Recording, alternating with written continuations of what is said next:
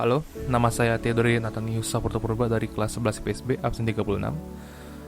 Sekarang saya akan menjelaskan tentang macam-macam vaksin dan kegunaannya. Selamat menyaksikan.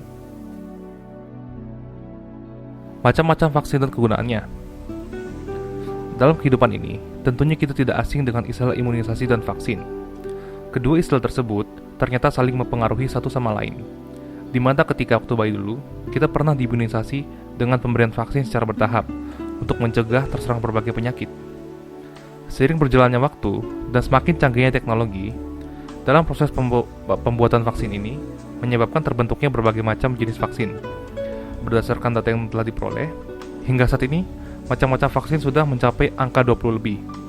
Lalu, apa saja macam vaksin tersebut? Berikut penjelasannya. Macam-macam vaksin. Yang pertama adalah ada vaksin hepatitis A. Hepatitis A merupakan penyakit yang disebabkan virus hepatitis A atau HAV. Seseorang yang terserang penyakit ini akan menjadi lemah. Maka dari itu, untuk mencegah terjangkit penyakit tersebut, perlu diberi vaksin hepatitis A. Biasanya, vaksin ini akan diberikan pada anak usia 2 tahun sesuai dengan pedoman yang telah ditetapkan. Adapun tanda seseorang terjangkit penyakit ini adalah menderita demam, flu, merasa mual, mudah lelah, sakit kepala secara bersamaan. Biasanya gejala ini akan muncul di hari pertama hingga seminggu.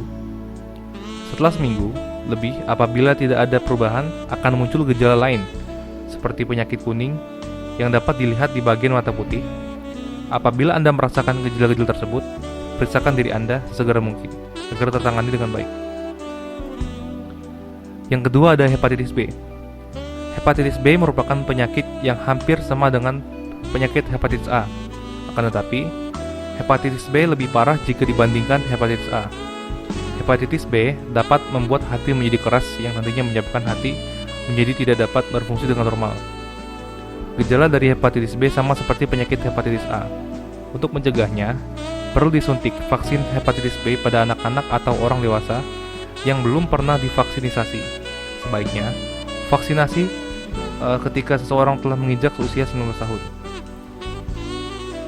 Yang ketiga ada vaksin polio. Vaksin polio merupakan vaksin yang diberikan kepada bayi hingga anak-anak usia 5 tahun agar tidak terserang penyakit polio yang menyerang sistem saraf manusia. Apabila seseorang terkena penyakit polio, maka kemungkinan besarnya orang tersebut akan mengalami kelumpuhan pada sebagian besar saraf tubuhnya. Adapun tahap pemberian vaksin polio. Tahap pertama itu pada bayi usia lebih dari 6 minggu, tahap kedua pada bayi usia 16 minggu, tahap ketiga pada bayi usia 6 bulan, tahap keempat pada bayi usia 18 bulan, tahap kelima pada anak usia 5 tahun. Agar hal-hal yang perlu diperhatikan dalam pemberian vaksin polio, hal-hal tersebut diantaranya adalah bayi tersebut mengalami muntah atau diare, sehingga pemberian vaksin ditunda sehingga kondisinya stabil. Terinfeksi oleh penyakit HIV, memiliki penyakit alergi terhadap polymyxin B, streptomycin, dan neomycin, mengalami demam hingga 38,5 derajat Celcius. Yang keempat ada vaksin campak. Bayi yang setelah lahir pada umumnya akan mendapatkan sistem kekebalan pasif terhadap penyakit campak yang didapat dari ibunya secara sementara. Akan tetapi, seiring berjalannya waktu, kekebalan tersebut akan berkurang. Biasanya, seorang bayi tidak akan mengalami kekebalan pasif ketika menginjak usia 6 bulan. Hal ini menyebabkan bayi menjadi rentan terhadap penyakit campak. Di Indonesia sendiri, untuk menjaga terserang penyakit tersebut, perlu memberikan vaksin pada bayi usia 6 bulan. Kemudian, diberikan lagi ketika menginjak usia 15 bulan, dan terakhir ketika menginjak usia 6 tahun. Pemberian vaksin campak secara berkala tersebut diharapkan untuk mencegah kemungkinan yang akan terjadi. Mengetahui masing-masing individu memiliki tingkat kekebalan tubuh yang berbeda. Vaksin PCV atau pneumococcal conjugate vaccine. Vaksin PCV merupakan vaksin yang diberikan kepada anak agar tidak terjangkit dari penyakit pneumococcus yang nantinya akan menyebabkan terjangkit meningitis, pneumonia, serta otitis. Biasanya penyakit tersebut menyerang anak usia 2 tahun. Akan tetapi, pemberian vaksin ini sebaiknya bertahap. Adapun tahapan pemberian vaksin PCV adalah sebelum menginjak 6 bulan diberikan 3-4 kali. Setelah 6 bulan diberikan 2-3 kali, dan setelah menginjak usia 2 tahun diberikan 2 kali dalam setahun. Kemudian yang keenam ada vaksin MMR, Mumps, Measles, and Rubella. Vaksin MMR merupakan vaksin yang diberikan untuk melawan penyakit campak, gondongan, dan campak Jerman. Biasanya campak ini diberikan pada anak usia 1 tahun sebelum ia menginjak usia sekolah. Untuk menjaga gondok, sebisa mungkin memberikan vaksin ini 2 kali dalam jangka waktu 1-2 bulan setelah pemberian pertama. Sedangkan untuk menjaga dari campak Jerman, sebaiknya berikan 2 kali dalam selang waktu 1-2 bulan ketika masih anak-anak. Akan tetapi, pemberian vaksin ini juga dapat dilanjutkan ketika ia dewasa nanti. Dan bagi wanita usia subur sangat disarankan untuk diberi vaksin ini paling lambat 3 bulan sebelum ia hamil, dengan tujuan agar nantinya tidak membuat kematian pada bayi dan terjadinya kecacatan. Yang ketujuh ada vaksin varicella. Varicella merupakan penyakit cacar air yang biasanya diderita seseorang sekali seumur hidup. Akan tetapi tidak menutup kemungkinan dapat terserang lagi. Maka dari itu, perlu diberi vaksin varicella tersebut. Pemberian vaksin ini biasanya diberikan ketika anak menginjak usia 1 tahun. Akan tetapi, apabila hingga usia 12 tahun belum pernah diberi vaksin tersebut, hendaknya berikan 2 kali dalam selang waktu 1-2 bulan setelah pemberian pertama.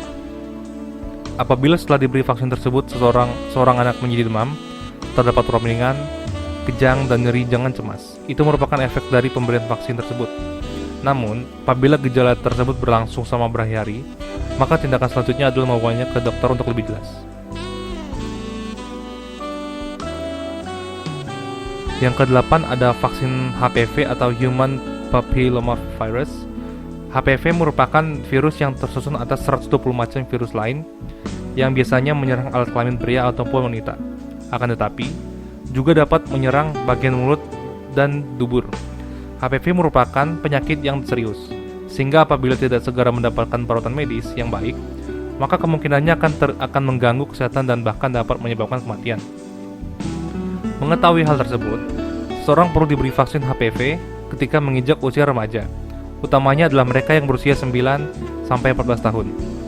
Meskipun sudah divaksin, seseorang juga perlu waspada akan terserang penyakit HPV ini.